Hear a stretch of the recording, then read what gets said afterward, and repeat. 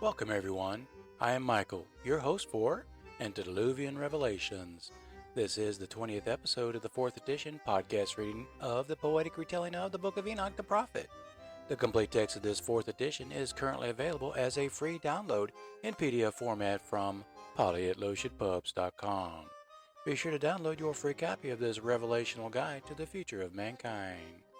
In this episode, Noah's contribution to Enoch's third parable might cause some confusion, but wisdom, knowledge, and understanding will enable God's eternal truth to become revealed when having humility. It is a matter of having humility when repenting and accepting the correction of this prophecy. Pridefulness and stubbornness are sins against God, and none may walk the path of salvation in the Holy Spirit without the willingness to have humility and accept correction through prophecy. The Book of Enoch was the first text of ancient Hebrew literature that predicts the apocalyptic end of mankind and the advent of Jesus Christ. Get ready for the second coming of Jesus Christ. Get ready for the apocalypse.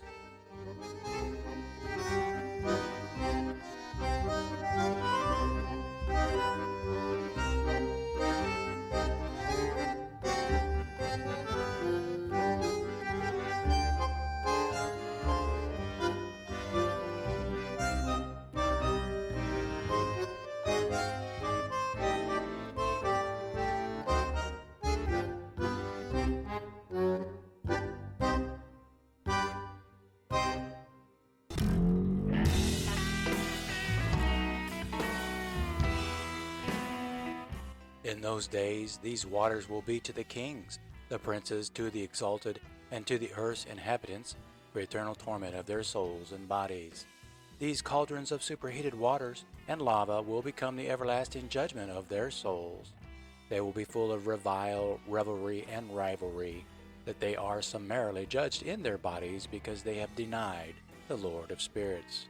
Although they perceive their condemnation day by day, they will refuse to believe in His name. Just as the inflammation of their bodies will be great, so shall their spirits undergo a change forever. For no word uttered before the Lord of spirits shall be in vain.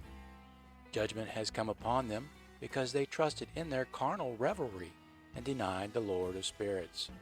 In those days after God's judgment for mankind, the waters of that valley will be changed. For when the fallen angels will be judged, the temperature of those springs of waters will also change. When the holy angels, the saints, and the elect have ascended, being granted mercy by God for their innocence, the water of the springs will undergo a change, becoming frozen once again. When those fallen angels have descended to their fate, being sentenced a final punishment for their crimes, the water of the springs will undergo a change, becoming superheated once again. Then Noah heard holy Michael saying, This judgment of the fallen angels shall bear testimony against the kings, princes, and those who possess the earth, as evidence of their lies and deception of the righteous. These waters of the springs will become a lake, being God's judgment and covering all of the earth to destroy the wicked and the Nephilim, the offspring of those fallen angels. The deluge will be for the purpose of healing the planet and to be the example of what God has forbidden. Eternal beings will not mate with ephemeral beings. Extraterrestrials may not mate with earthlings. Males may not mate with other males, and females will not mate with females, because these crimes are an abomination to God. God would not do what He has prohibited either, because there is only one God, and He is Yahweh. Michael also told Noah that others, those who will dwell on the earth in a distant future time, will come to know and commit these crimes of immorality, will not perceive nor believe that there must be a change in their ways, that the way of these waters that cleanse the earth in Noah's time will become fire upon the earth, blazing over the entire planet and leaving nothing alive on it.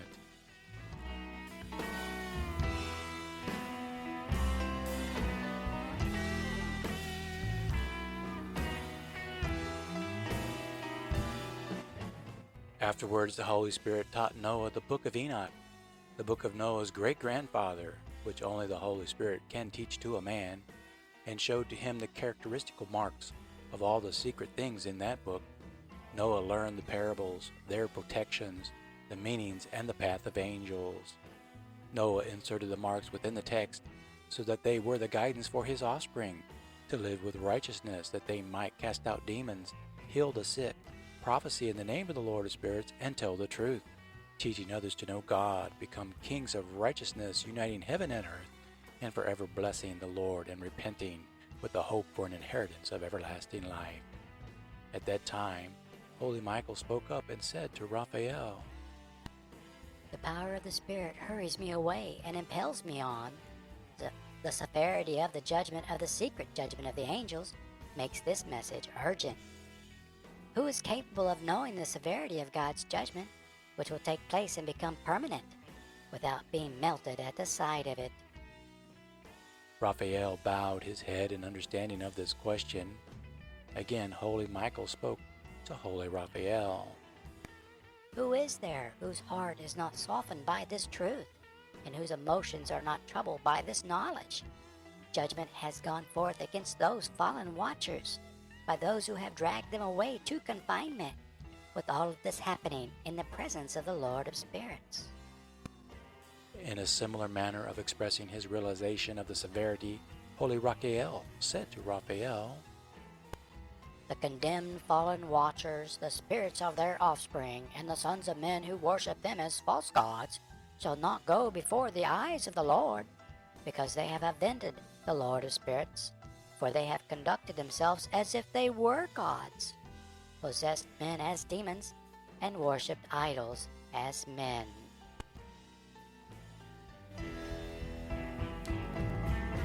Therefore, he will bring upon them all a secret judgment forever.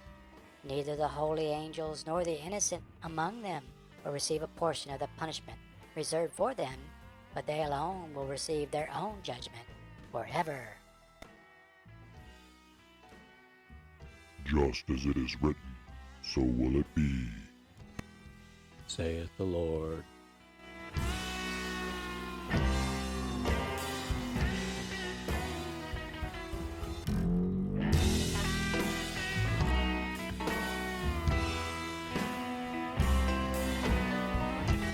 After this judgment becomes fully known to them, they shall be astonished and irritated, these transgressing extraterrestrial sons of God, the demonic spirits of their offspring, and the pagan heretics who worship them. For their condemnation will be proven to the inhabitants of the earth in the writing of this book about these antediluvian revelations. Behold, here the names of those fallen angels. The first of them is Shamyaza, the second Aristakapa, the third Armin, the fourth Kakabel, the fifth Turel, the sixth Rumiel, the seventh Daniel, the eighth Kael, the ninth Barakel, the 10th Azazel, the 11th Armers, the 12th Batariel, the 13th Basasael, the 14th Ananel, the 15th Turiel, the 16th Semapisel, the 17th Yetarel, the 18th Tumael, the 19th Tarel, the 20th Rumel, and the 21st Azazel, whose name must not be spoken. These are the chiefs of the angels, the names of the leaders of the hundreds, the leaders of the 50s, and the leaders of the 10s. These are the names of the condemned, whose names correlate to centuries of suffering. And the last of them was the worst of them all, because he taught men to know the secrets of war, the way of which will bring mankind to self-destruction in that year, within that century, and a secret time that will become known to all of humanity when the abomination of desolation appears in the city of Jerusalem, surrounded by all of the armies of men and besieged from within and without.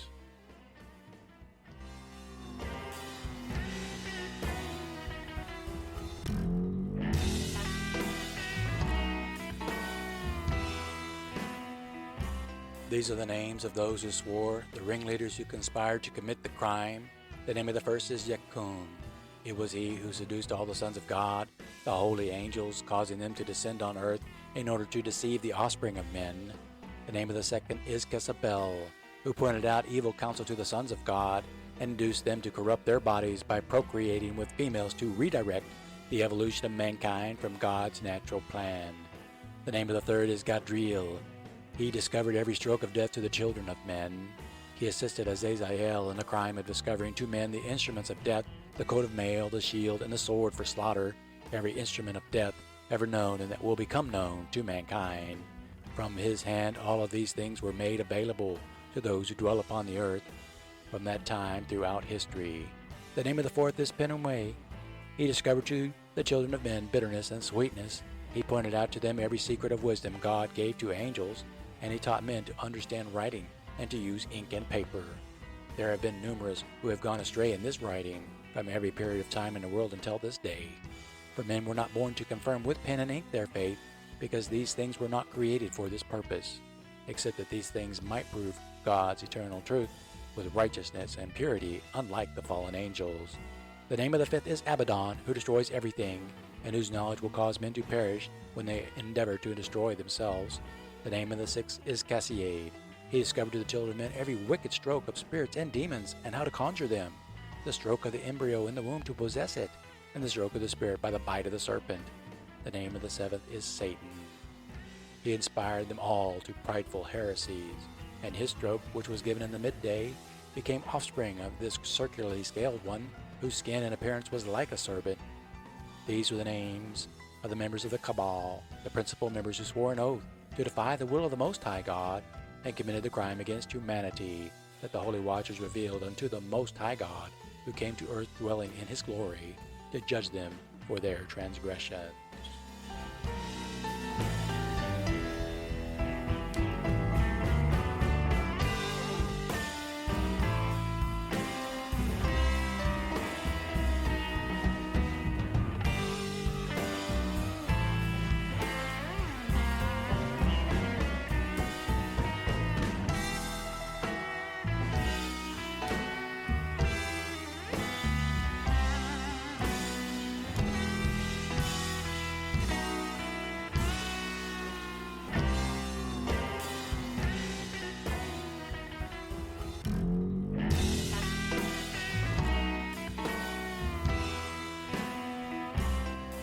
One among those who had gone with them, who later separated himself from the others, splitting from them and the group being afraid, spoke to holy Michael to report their crimes in secrecy, that his name be kept from them, that they must remember the oath they took when in the presence of the Most High they did agree to abide by his commandments for the powers of their eternal lives in the heavens, that such gifts from God not be used to make themselves gods among men.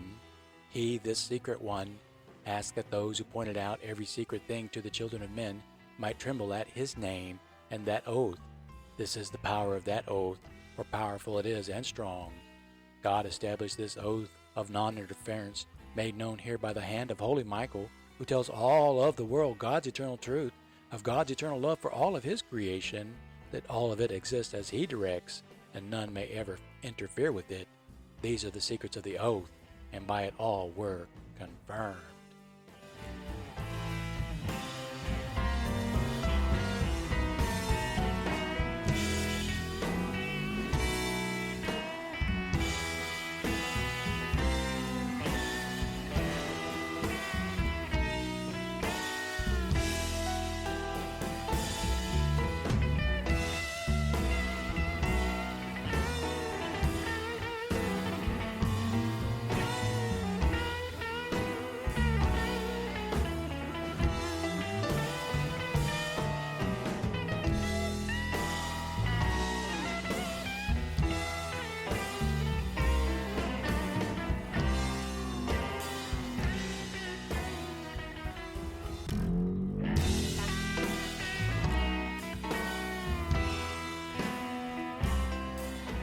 Because of this oath, the earth's foundation became water, which conceals the parts of the hills beneath it, and allows all life to proceed from it as creation having life, because this water is life, until the end of the world.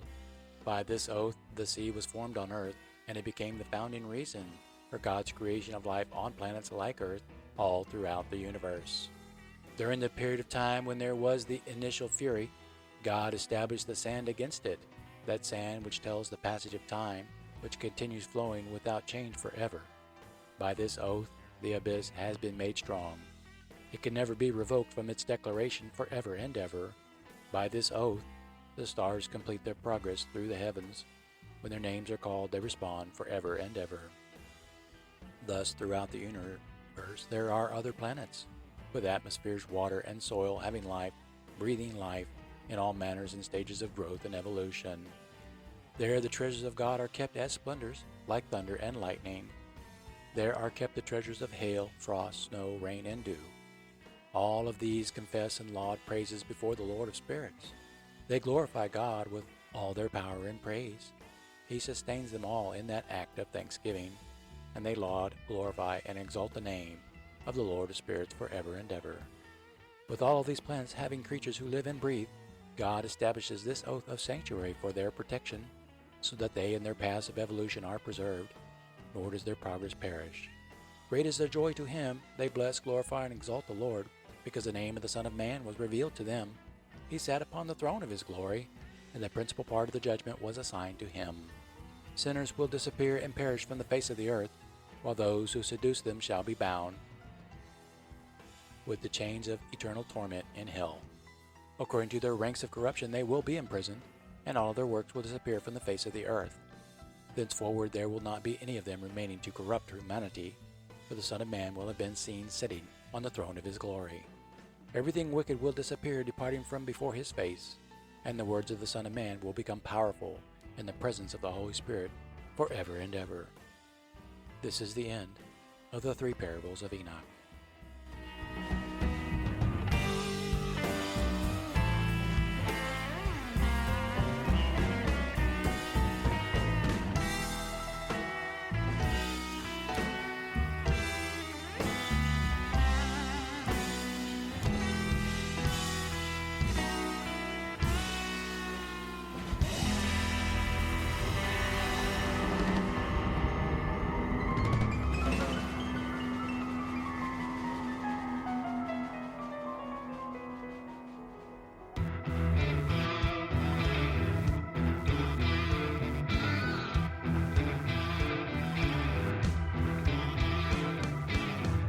Well, this concludes episode 20 of Antediluvian Revelations, a poetic retelling of the book of Enoch the Prophet. This episode presented subsegments 7 through 12 of Part 2, Canto 5 from the 4th edition. All of the music selections used in these podcasts come from YouTube's content creator resources, and all tracks are copyright free for content creators who publish their works on YouTube. This audio podcast series is available for free on all of your favorite audio platforms or on YouTube and the Polyet Loja Publishing YouTube channel. There is a great significance to the message delivered by Michael in this episode, but there's also a great significance to the prediction of timing for the apocalypse being the 21st century, when the name of Azazel becomes known to all the world as the one whom God abhors the most for his blasphemy. While the name of Satan has been known for centuries, he was only one of 7 conspirators who led the other angels to rebellion against God, but it was Azazel who led men to murder each other for power and dominance in the world. The apocalypse will be caused by men who seek power and dominance over others in the world during the 21st century. This is the last episode for Part 2, but Enoch's book continues to reveal more predictions of future events. Be sure to subscribe for notifications of the next release. Thank you for listening. I am Michael.